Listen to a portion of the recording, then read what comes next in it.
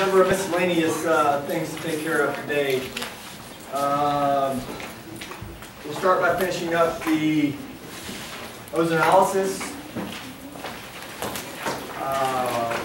Light set.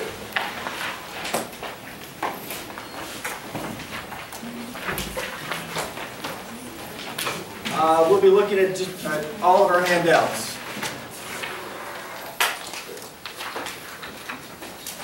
We'll go back and look at some stuff in each one of them. We'll also be hopefully looking at NMR today. Back to that. We also need to look at multi-step synthesis.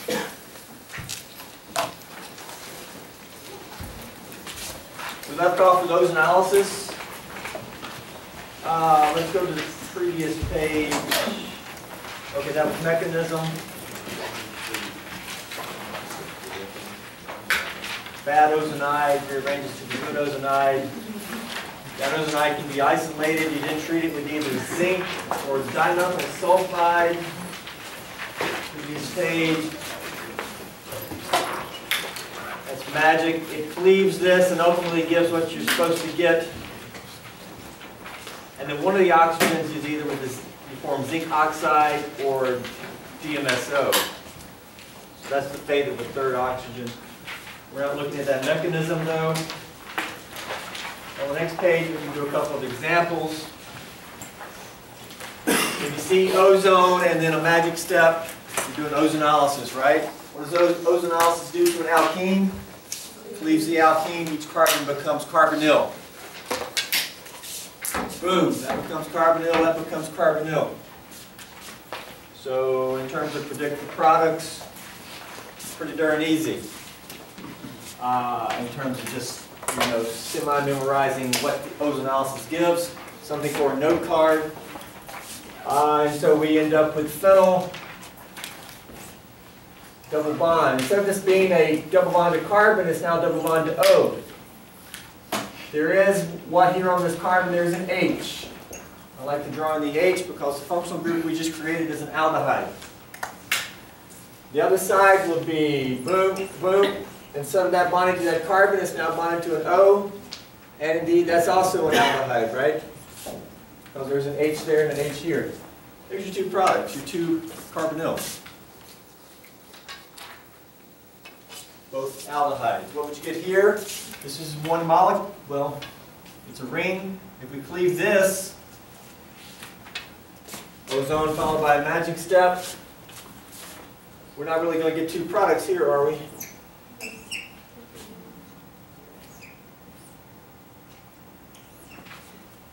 These two carbons used to be double bonded. Now each one is double bonded to an O. That's an H. This is double bonded to an O. And there's a methyl on that one. So it's now a open chain.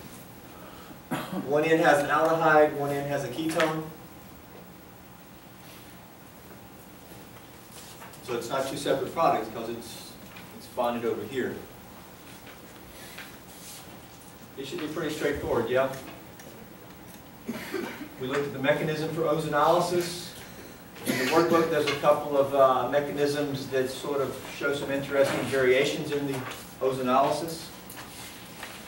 If you can do the mechanism and look at what's going on, it should be fairly straightforward, moving arrows. You also need to be able to go backwards.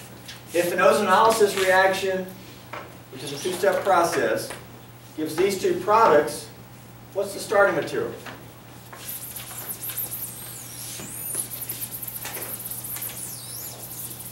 Well, instead of the two carbons of the carbonyl being bonded to oxygen, what are these two carbons going to be bonded to in the starting material? Each other. So I have a carbon double bonded to O. Let me put it down a little bit. Double bonded to O with two ethyls. That's the first starting material. Instead of double bonded to O, it's going to be double bonded to carbon, and it's going to be that carbon. And that carbon is bonded to what? An H and a phenyl. Benzene ring. So there you go. That alkene If you cleaved it, we give those two products, right? So you need to be able to go backwards also.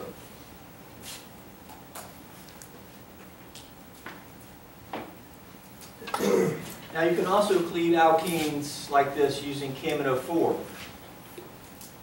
If you remember, KMnO4 under mild conditions gave what? From an alkene. Cis-vicinal diol, mild conditions. What gave a better yield of the cis-vicinal diol? Osmium tetroxide, but it's toxic. With KMnO4, if it gets harsh, if you heat it, or if you do it under acidic conditions, you'll actually cleave the carbon-carbon bond, and you'll do the same thing as ozonolysis, with a variation. If you take this with ozonolysis, you cleave and you get these two products. That becomes carbonyl, that becomes carbonyl. If you do KMnO4 under harsh or acidic conditions, or both, you get the same two products. The difference is, one of these is an aldehyde in this scenario. And aldehydes are susceptible to further oxidation by the big three. Your aldehydes will not survive if you cleave with KMnO4. It will be oxidized to what? Carboxylic acid. So these would be your two products if you cleave with KMnO4. If you cleave with ozonolysis, aldehydes survive. As long as you work it up with the two I showed. You can work it up with an oxidant and then oxidize this. But if you work it up with zinc or dimethyl sulfide, your aldehyde will survive.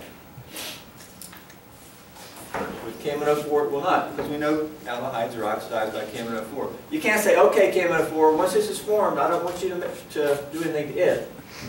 It won't listen to you. Right, Antonio? It's not going to listen. So there's a difference between mild KMnO4 and harsh, or heating. And mild typically is basic, heating is typically acidic.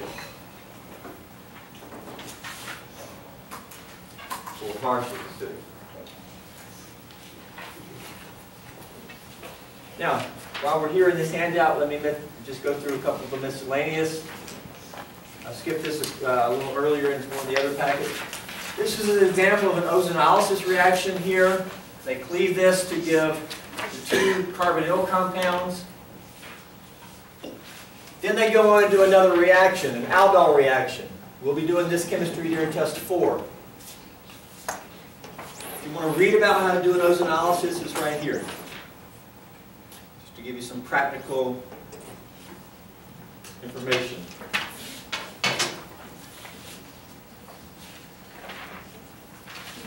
On the next page, here's the synthesis of Paxil. Very common sort of anxiolytic compound, drug. And this synthesis, we look right here and going from like 28 to 29. It's a two-step process. B and C reagents are here. With B, what are they doing? This molecule is converted to this one. They don't show it. I drew it in for you. What have they done? If you look at it, this alkene right here has been cleaved, and this carbon has become what? A carboxylic acid. See it? So this is an alkene cleavage. This carbon becomes carboxylic acid. They don't show that portion. They just purify it out and get rid of it. What are they using to do that? If you look at B, they're using a combination. We didn't look at this combo. KMnO4 and sodium periodate. Basically for us, what we just saw is you could do this by doing KMnO4 and heating. Right? KMnO4 heating, we cleave it and give a carboxylic acid. So it's a little bit variation, but that's essentially what they're doing. From there, they put a methyl on this carboxylic acid by they treat it with base and dimethyl sulfate. We'll look at how they got to that. Then they go on to make Paxil. The next here is, I gave you a puzzle on epoxides. That was new to everybody in the other handout. This is a puzzle on alkene reactions in organic 1. I gave my guys this. You've seen this before. If you remember from organic 1, we marked out 3 reactions that we were not covering. Those 3 reactions we've covered now. This is a fresh sheet. The one I gave you had 3 letters already filled in. For example,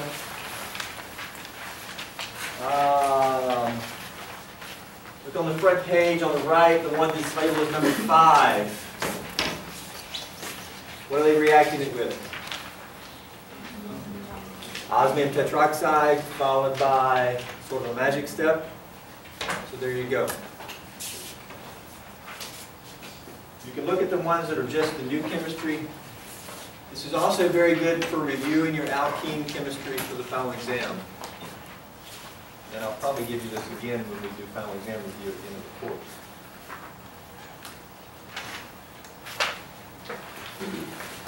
It's the very last page, this was not supposed to be there. I don't know how it got in there, but it's actually an answer to questions about that handout.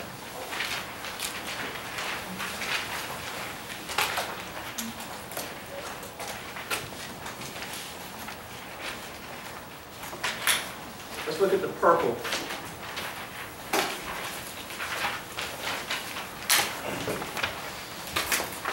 This here. While we're talking about ozonolysis, this is a very interesting application, I think. You actually have ozone in the body. You wouldn't think so. We know ozone's in the atmosphere. Scientists have, cholesterol can lead to plaque in the arteries. Biochemists and whatnot are investigating how this happens. I think one way it may happen is the double bond of cholesterol may be cleaved open by ozonolysis in the body.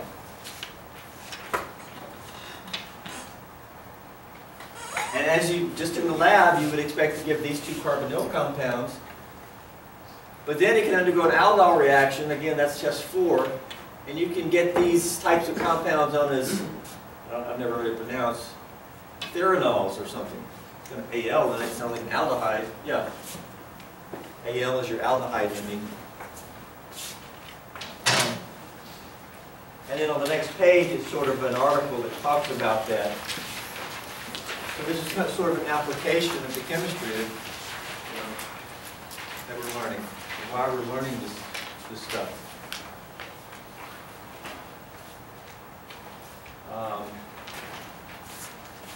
There's that one. We need to go back to the epoxide handout, which is white.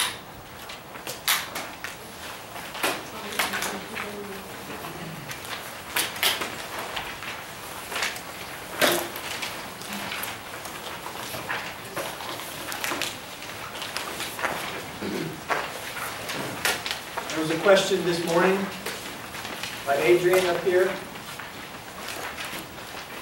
It sort of gets it in a little bit. Let's take time to look at this example. Here's a synthesis of Prozac. Molecule shown here. They start with this allylic alcohol. They react with MCPBA, and they get the epoxide. Now you have 2 enantiomers here. Now you can separate enantiomers. We've never really talked about how I'll do an organic 1. I think we briefly did in lab. They separate out this enantiomer. From there, they convert this molecule to this one. And I say, explain reaction. What is the nucleophile here? What is the chemistry going on here? But if you look at the nucleophile C, it's diamine solvent, toluene solvent. It's red out. What is red out? Well, don't worry about red out. What is going on here? What do you need to go from 9A to 10? It looks like the epoxide is being opened up. What's opening it up? Somebody? Yeah? Who said hi? Oh, back there. Like it's right here. Excellent. Very good. Because look, the nucleophile is attacking which carbon in the epoxide? It's attacking this one. That's why the OH, the oxygen leaves and becomes OH. There's one H here. How many H's there? 2. What's attacking is an H minus. That can't be a nucleophile, hydride. And if these electrons attack, attack here, we can kick that off. And what will that give? That'll give this molecule with an O minus here. Because it will now have 2 H's there. Folks often omit work up. I mean, you got to work this up with some type of proton source to get that H on. But it's H minus. Okay? Now, red stands for reducing, and al is really aluminum. It's an aluminum hydride reagent. In organic 1, what do we use to supply H minus? Remember sodium borohydride had supplied H minus in the oxymercuration? I don't think we've seen thus far lithium aluminum hydride. Lithium aluminum hydride, basically these two are analogous. What's under boron in the periodic table? Aluminum. Okay, it's a very similar setup here. This is also known as LAH. LAH agent is just a hydride source. We'll see a little bit later in the course it's a stronger hydride source. There's other aluminum hydride source. Red al is a common name for another one. This supplies H minus.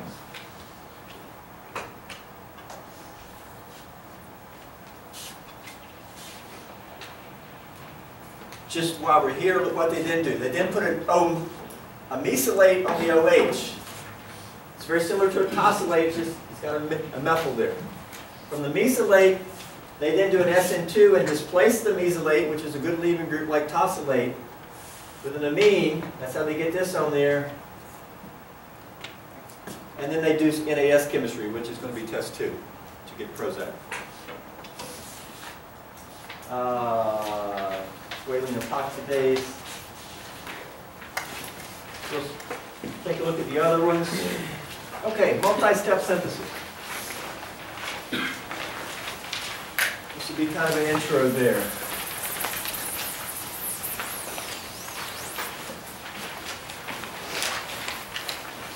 Anybody had a hamburger from Burger King or McDonald's this weekend? No? Good. They used to feed the cows this, make them bigger. It's kind of being phased out. I don't think it's illegal now, but they're just getting some bad press. So molecules can do amazing things, yeah? This is a retrosynthetic error. We're going backwards. The question is, how would you make this from that? That is, how would you come this way? Well, everything's the same through here. We got chemistry going on here. Let's see. I've got an OH, and I've got what could be a nucleophile. Amines are nucleophile. And it's nucleophile carbon-carbon OH. What might a good intermediate be? Epoxide. Epoxide chemistry gives nucleophile carbon-carbon OH. Can you take this back to the epoxide? Yes. We take it back. I'm going backwards here.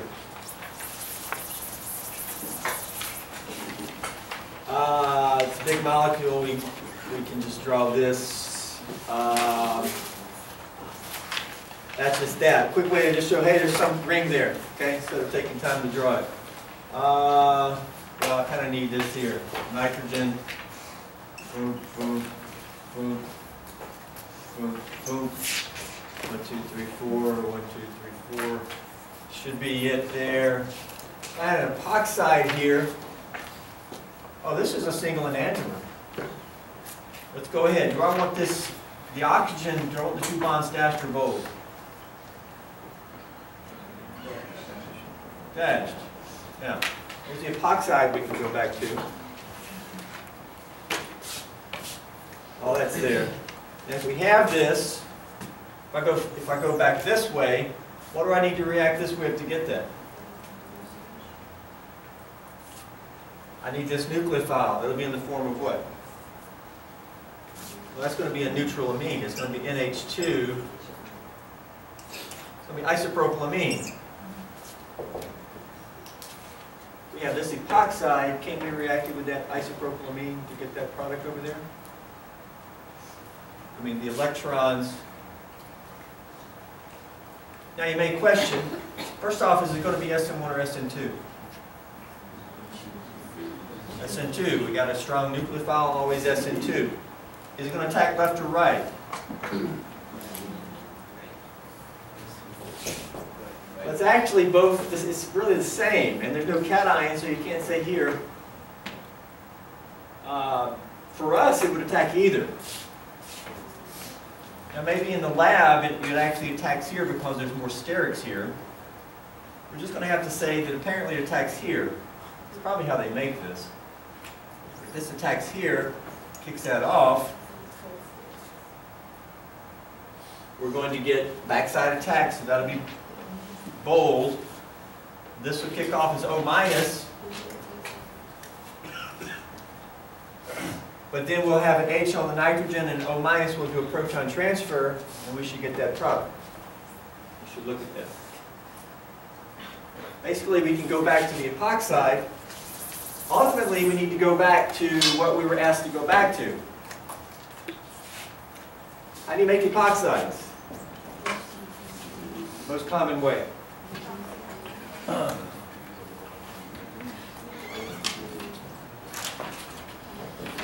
Let's see if we have an alkene. Let's just say that the rest is there. Just make this an alkene, yeah?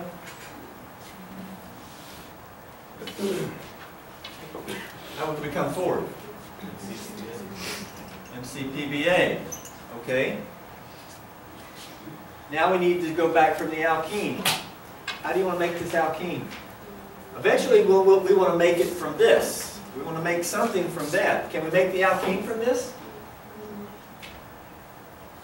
Yeah. We can go back. If I draw a big double back arrow, how would we come forward? Basically, we're not coming forward directly here. I just said that ultimately we want to come forward this way, right? How would you convert that to this alkene? E1 or E2? Really, you could do either, because it's only one alkene product possible. I'd probably do an E2 with a strong base. What's your favorite base for E2? Sodium hydroxide? It would probably work, but you could get SN2 with sodium hydroxide. I'd rather use a sodium T-butoxide, a sterically hindered base, so it will not do substitution. You just want the sterically hindered base, take the H, move down, kick off the leading group, put in your alkene, right? So here we go. Take that, eliminate to the alkene, make the epoxide, bring in the amine, and there you go. You just did a kind of a retrosynthetic analysis to do a 3-step synthesis of this. From here you can say, well, how do you want to make that?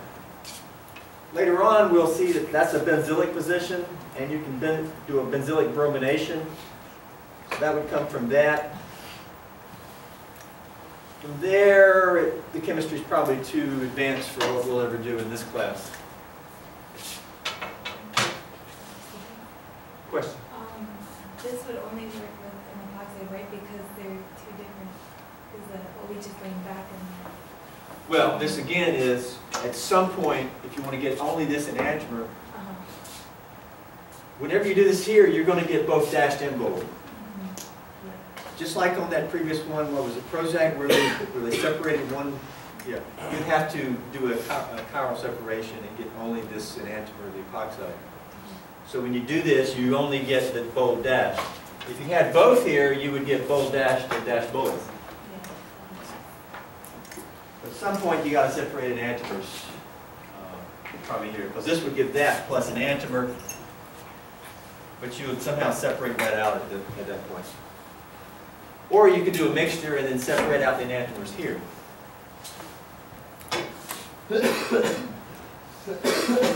Okay, so let's go back to this page here.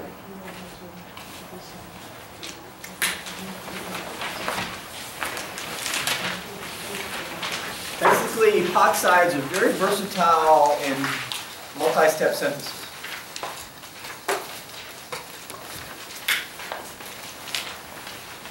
Any questions about this while we're writing? Any additional questions?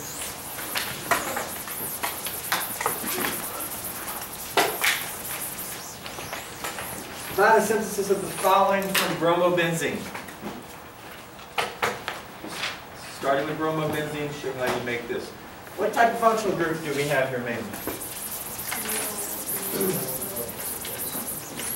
Carboxylic acid.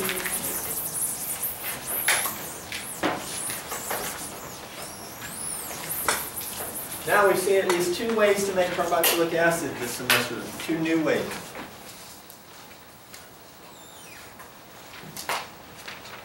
Tell me 2 ways to make carboxylic acid that you've seen this semester.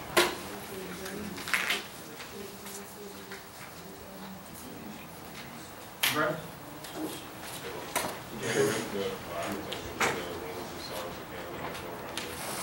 Came in a full reaction with what type, with what? What was the starting material though? I think he's talking about alkenes. Right? Cleaving alkene with KMNO4 harsh conditions, that'll turn one of the carbons into a carboxylic acid. Yeah?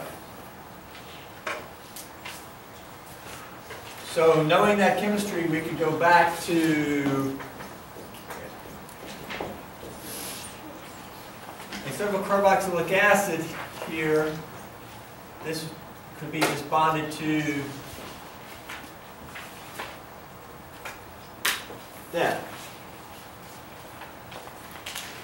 If you had this product here, that's what you want to do. You want to go back to something where you say, hey, if I go back to that, I can then go forward. If I reacted this, what would you react this with to give that? Vernon? KMNO4 heat. Would that cleave this? Turn that into a carboxylic acid. There you go.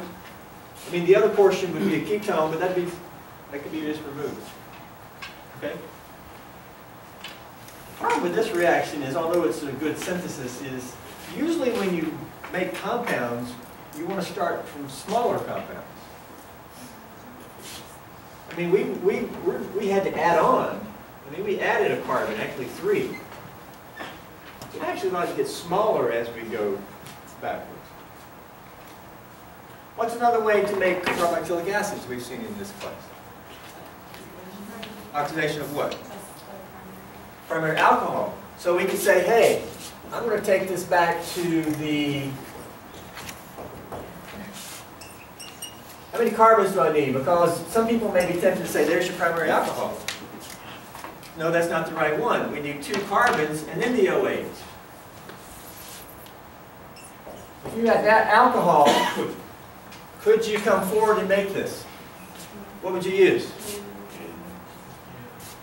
What are the big 3? I'd use maybe chromium trioxide and acetic acid. It would oxidize to the aldehyde, and then it would go all the way to the carboxylic acid. Boom. See, if we go this way, we're not having to add carbons. I like this way. So really we need a synthesis of this, because we know if we can make this, then boom, we can make that. So how do you make this? How do you want to make that? Ultimately, we got to go back to this. This is an alcohol. And I don't know if I said it yet, but when you do epoxide chemistry, what does it give? Nucleophile carbon-carbon OH, and that OH is an alcohol. Could you at some point see, by the way, it says using epoxides right here.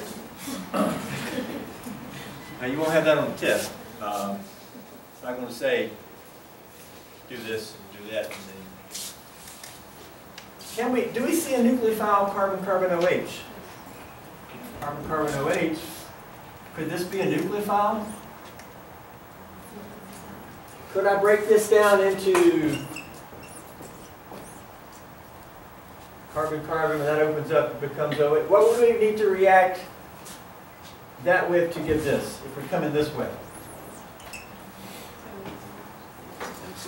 A benzene ring. In the form of what, though? With a negative charge. In the form of what? Grignard reagent. We need to react this with phenyl magnesium bromide. Would those two react to give that? Yes, because this is essentially what? It reacts as if it's the carbanion. If we make that and then throw in this simple ethylene oxide, this will attack which one? Doesn't matter. Boom. Kick that off. What does that give? The phenyl has now bonded to that carbon. The leaving group left, but it's over here, and that becomes O minus. What do we need to do to get that? Throw in some what? We need a proton source. What's your favorite proton source for O minus? Water will do it, or you can throw in HCl. Nucleophile, carbon-carbon OH.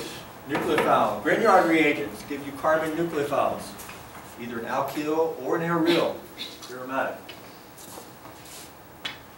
So if we got this Grignard, we just throw in ethylene oxide, boom. How do you make the Grignard?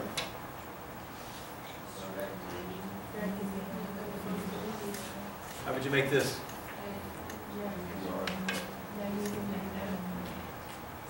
You would take this and react it with what? Magnesium. What's your favorite solvent for making a Grignard? THF or diethyl ether. Really, magnesium is all you need to show. There you go. You made it from what you were supposed to make it from. Bromobenzene, made Grignard, reacted with the ethylene oxide, get the alcohol, then oxidize it up to the carboxylic acid.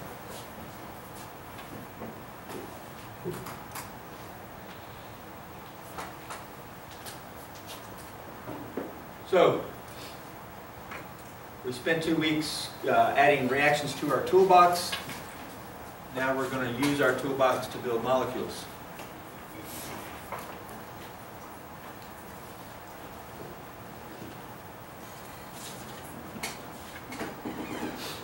There's one for you to do below from bromobenzene. What's the main functional group there? It's an ether. Have we talked about how to make ethers? What's the most common way to make an ether? And a Williamson ether synthesis starts with what? One component is an alcohol. What's the other component? Something with a leaving group. Okay. You can do that one. There's also ones in the workbook to work.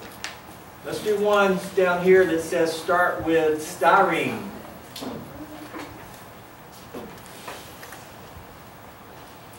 There's 3. Up to 3, which one you want to do?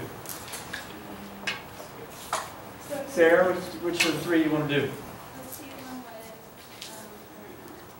One with the chlorine on it. One in the middle. Okay, how do we make that from that?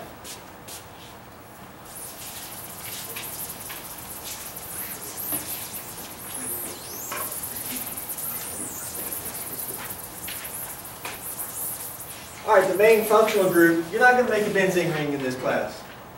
Okay, it's always going to be there. Usually you never make benzene rings, you usually buy them.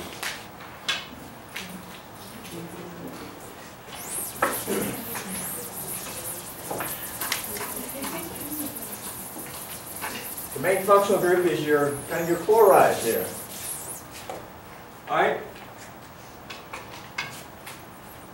What reaction can you envision that would give this? What would be the starting material? Go back to the starting material. What do you want to propose as the starting material? How do you make, this is an alkyl chloride. How do you make alkyl chlorides?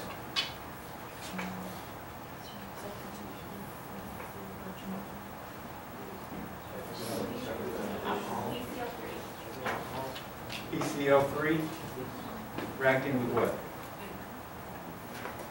Alcohol? Yes. Let's call that phenyl.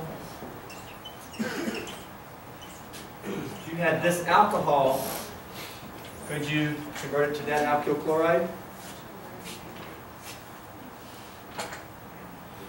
What do you want to use? PCl3? Would that do it? What about SOCl2? Or thionyl chloride? Yes, either one would do it. Thionyl chloride we'll see a couple other times this semester. Thionyl chloride is more common. I got some in the lab. I don't have any PCl3 in the lab. Yeah, if we had this, we could.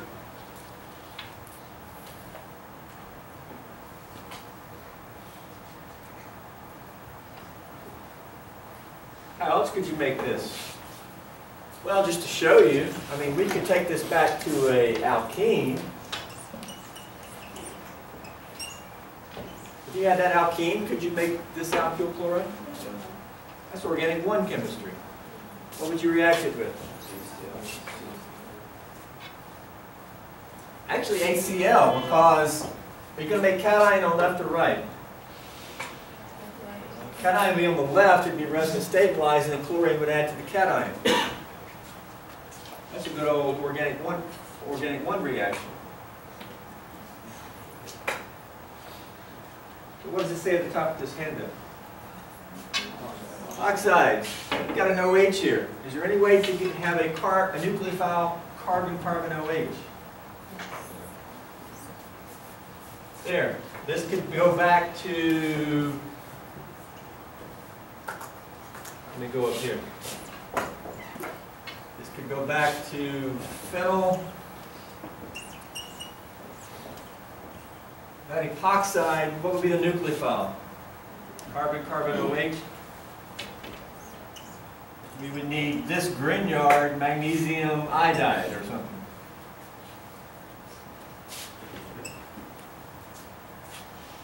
If we had that epoxide, could we react it with this Grignard, which is essentially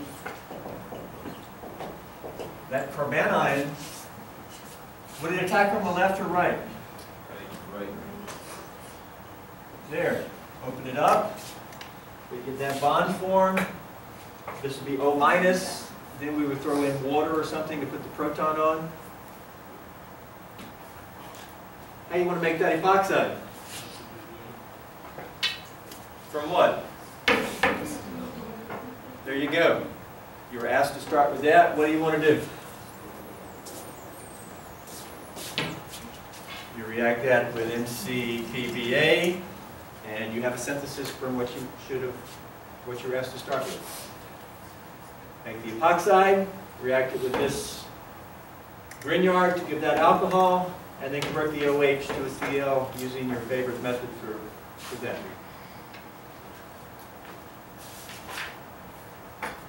How's this look? It'll take a little practice, but it look doable? It's doable. We'll do multi-step synthesis throughout the semester. There's 3 others to work there. There's also some in the workbook. Last page in another handout's a key to something. I'm not sure what the key to. It might be a key to a previous version of this. Basically, you probably want to ignore that key on that other handout. Question? What do you mean, dash and bowl? No, like if you put the oxygen down at the bottom, you can say. No, I didn't. Just like my hand here, thumb up, thumb down, same thing. Okay, and you got that oxide puzzle. NMR.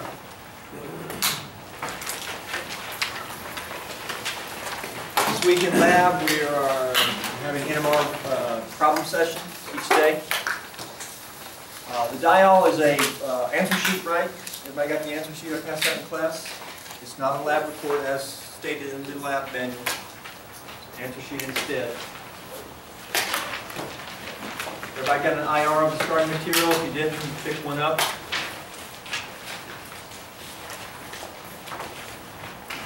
NMR.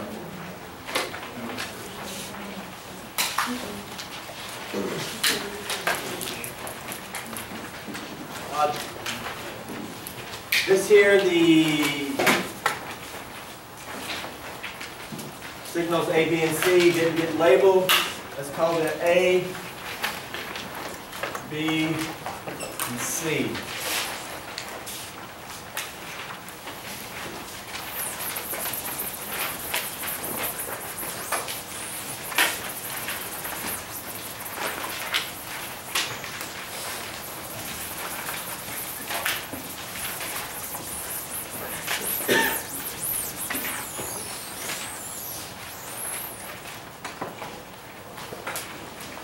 By the way, something else in the workbook that I think is particularly good is, I think the last page of the section before spectroscopy is a page that says, see the connections.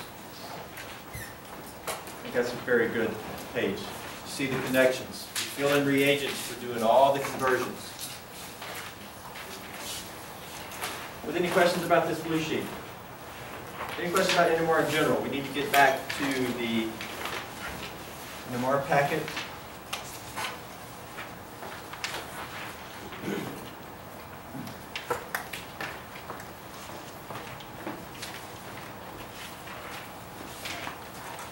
Questions about it anymore?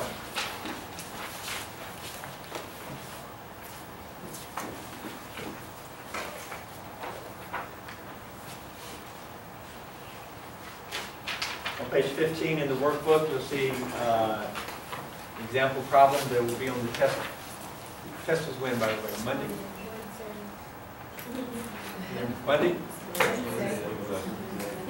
Friday. I think it's Monday, right? It's coming Monday? Do I need to fill out the syllabus? Is it Monday? Monday. I think it's Monday. By the way, the Super Bowl is Sunday, right? It is. Is it? Yeah. Okay. So if you want to watch Super Bowl and you want to stay at the same time, get you a table or something. I would assume you probably want to watch the Super Bowl. At least some of you do, but remember the Super Bowl. Can we just have it on Wednesday then? Not sure that we can do that. Question?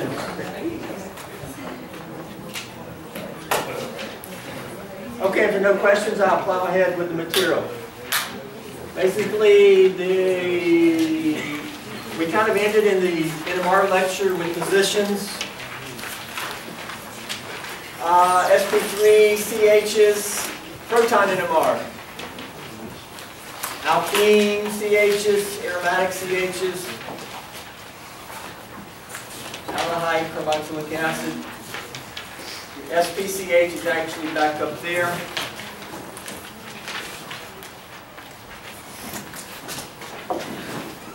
There's sort of three different tables there.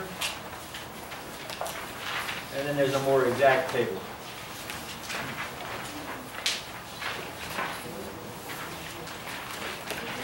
I don't think I'm going to take the time to go over this page right here. It sort of explains why aromatics are more downfield than alkenes.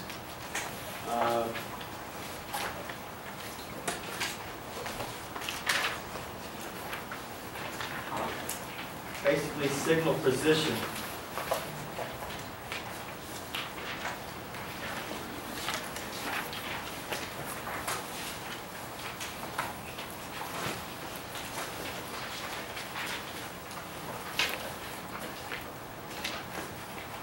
sort of start fresh here, okay?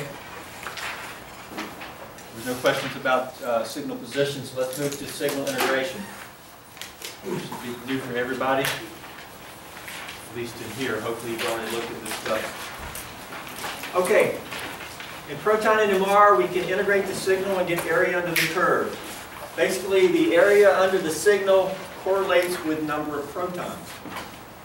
That's something that you don't have in IR, but it does in NMR. Here's a Proton Nmr of this compound. We have 3 equivalent methyls. We have 2 butyl group. That's 1 signal. But how many H's are there? 9. Okay.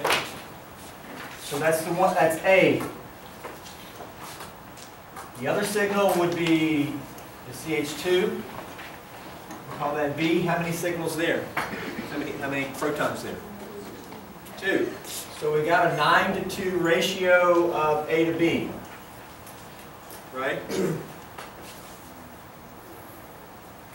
Or if you want, you can go 4.5 to 1. But basically, that's your ratio. By the way, which signal will be more downfield, A or B? B. Because it's de-shielded by the bromine. Bromines will agree.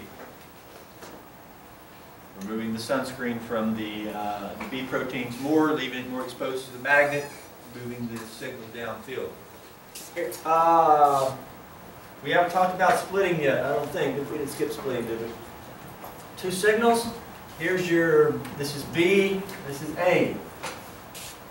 The B signal is much shorter. A signal is taller. Height is not always important. Sometimes you can have a signal that looks like this, and then a signal that looks like this. That may be taller, but this may be for more protons. What's really important is the area under the curve. There may be much more area under here versus the area under there. So it's not always height. Now this is an old-fashioned integral line. It comes across and it gives you the area under the curve. You mark these sort of where it goes up. It starts going up there and ends about there. Then over here it starts here and there. That distance should be a 9-to-2 ratio. That distance gives you your integration ratio. Now you can measure that. We'll see how close we get. You can have a ruler. That looks like 4 inches. How many inches do we expect that to be? Well, this is 4.5 times greater, so this would be, what, about 18 inches? Let's see what it is. Hey, it's 18 inches. It's a 4-to-18 ratio. If we take this down to 1 to something, what would that give? 1 to, what's 18 divided by 4? What's that, 9? 1 to 4.5? What are we supposed to have? Isn't that 1 to 4.5? The length, that integral line length is your ratio. It's your integration. And it should correlate to number of protons. Now it's not always going to be exact.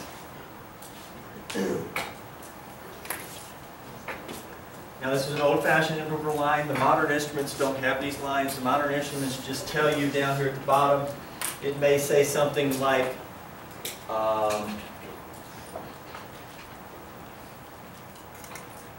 10 and 45. It'll just give you some numbers. And if you take these down to 1, if you make this 1, what's that going to become? Okay? It just gives you numbers to deal with. But you still see these integral lines on standardized tests like MCATs and PCATs and stuff like that. You just need a ruler. Or you can use this. So there's 1. How many is this? 1, 2, 3. That looks like 4. Okay? 4 of these. All right. You can look below. Your book will tell you some math to deal with and get you all confused. Okay? Do it like I just did. Please look at this next time. Signal integration, multiplicity. That means the splitting. Is it a singlet, doublet, triplet, quartet? Basically, that's splitting.